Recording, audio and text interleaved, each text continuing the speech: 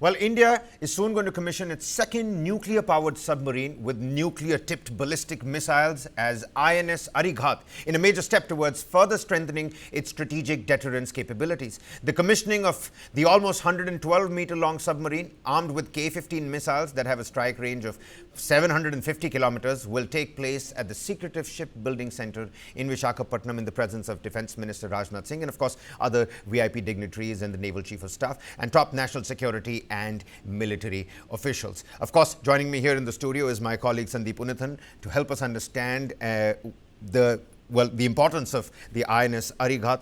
First and foremost, the tradition that you were just telling me about how a submarine is essentially commissioned, and of course the firing capability of the INS Arighat. We just read 750 kilometers. How many of these do we have? How many have been named? I mean, give the viewers a complete lowdown here. Well, the plan is to build 4 submarines of the Arihant class. This project began somewhere in the late 90s after India's Pokhran nuclear tests. So the project is already 25 years old. And this is only the second submarine to be commissioned. There are 2 more that are waiting to be commissioned in the next couple of years. And with that, you are going to have the first 4 submarines, ballistic missile submarines, nuclear-powered ballistic missile submarines, or SSBNs, that will be commissioned. Now, what are SSBNs? SSBNs are essentially the third leg of the nuclear triad. Now, nuclear weapons, as you know, can be launched from land, that is land-based launchers, rail and road.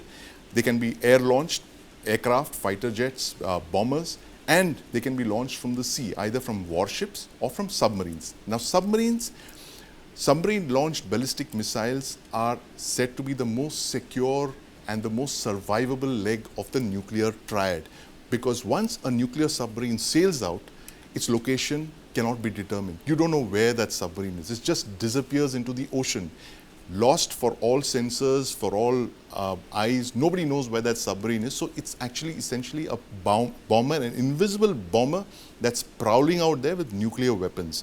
We have one of those submarines already in service. That's the Arihant, which has got 12 nuclear missiles, K-15 missiles of the kind that you mentioned. Now you're going to have Arighat, which is a second submarine with 12 more such missiles. So effectively what this means is India now has the capability to hide 24 nuclear launched missiles out there in the sea somewhere. And the reason why they call a survivable deterrent is the reason I told you, that they can hide anywhere in the ocean. They can be anywhere, you wouldn't know where they are. And they could pop up from wherever and launch their missiles. That basically prevents an adversary from launching a first strike against you. Right. Because he doesn't know that the retaliation could come from an SSBN that's hanging out outside off his shores, which is what the submarines of the Arihant class do. They ensure a second strike capability, that you're not taken by surprise by a first strike launched by your adversary. So they are essentially elements of deterrence, and they're elements of controlling the behavior of our adversaries, that no one's encouraged to suddenly launch a nuclear war. It's such a major factor when it comes to any kind of war. Absolutely. If you try and compare these 2 submarines that you just spoke about, the INS Arihant and the Arighat, are there some stark differences or similarities? Well, they are essentially the same. The design is the same. They're over 6,000 tons. They're over 100 meters long. They're longer than the Qutub Minar, if you can give that analogy. If you put the Qutub Minar on the side, the Arihant and the Arighat would be longer than the Qutub Minar. Is that the only picture that we have? Because this is already going to be commissioned at a secretive, workshop. That is the only released photograph of the INS Arihant that was commissioned in 2014. It was launched in 2009. So that picture was taken in 2009. I was there in the shipbuilding center when this submarine was launched. So this is actually a dry dock. So when we entered there, the submarine was there in the dry dock, and they proceeded to fill water in the dry dock, and it was slowly floated out. So it was launched in a way that warships are launched. So this is a very rare photograph, because the government is very secretive about its nuclear submarine fleet. For obvious reasons. You don't want to let your adversary know your capabilities, what the submarine looks like. So that's how our deterrence functions. A lot of other countries, for instance, like the Russian Federation or the Americans, they talk about their nuclear weapons, they have documentaries, they allow people to look around them, they have films of them on patrol and all of that. But for the Arihant and the Arighat, and in fact the entire nuclear submarine building program, they're the most secretive government projects. They're possibly of the same secrecy of our nuclear weapons program, because they are, at the end of the day, they are nuclear weapons carriers that you see behind the sail there, that cruciform sail.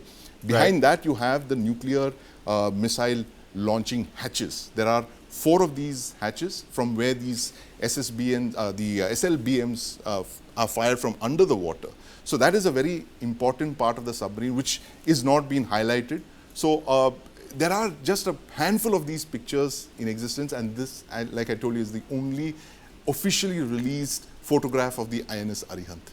Well, and it's going to come out and, you know, suddenly disappear. That's how the commissioning is going to take place today as well. Well, the commissioning would be a grand ceremony, and it seems unlikely that there will be any footage of that released, given past, such commissionings of the submarine, the deterrent patrols of these submarines. They've been very low-key affairs, and the only time that we saw any of this was when the Prime Minister felicitated the crew of the Arihant when they had completed what is known as a deterrent patrol.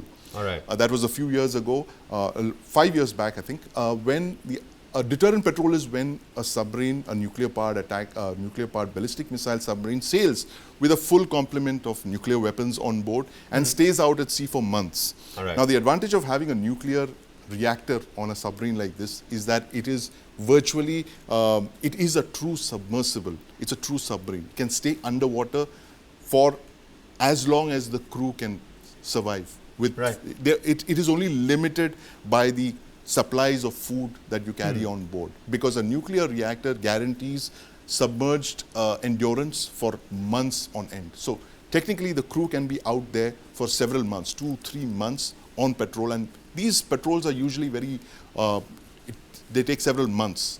Right. All countries of the world do it. So we are only the 5th country in the world to have an SSBN capability.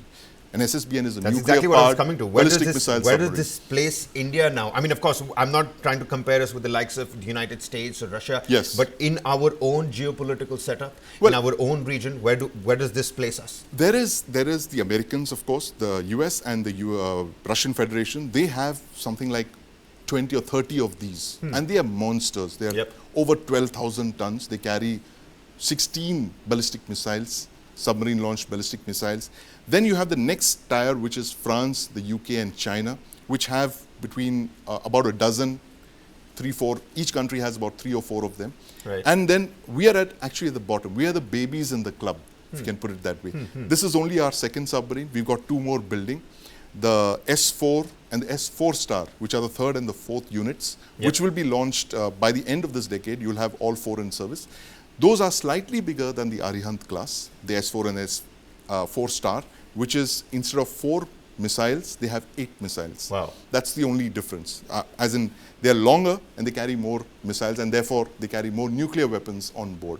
So we are actually at the bottom of this entire club of nuclear ballistic missile submarine navies that operate them. But we're learning quickly. Yeah, well, absolutely. All right, then. INS Arighat, ladies and gentlemen, is going to be commissioned today. Of course, like Sandeep pointed out, there's going to be no pictures per se, no documentation of it. I am prepared for a complete media blackout of this event. All right, then. But needless to say, India's naval prowess and our deterrence capabilities that you've very nicely highlighted, they will peg India and put India at the right place. We are the babies in this game, but we got to start somewhere. Absolutely. And we are leading the way. India is the voice for the global south, not just in terms of diplomacy, but in terms of military warfare and military prowess as well. Many thanks, Sandeep, for joining with us and helping us understand what and how important INS Arighat will be for India's deterrence capabilities. We're going to slip into a quick commercial break here, ladies and gentlemen. More coming right on the other side. Keep it with News 9 Live.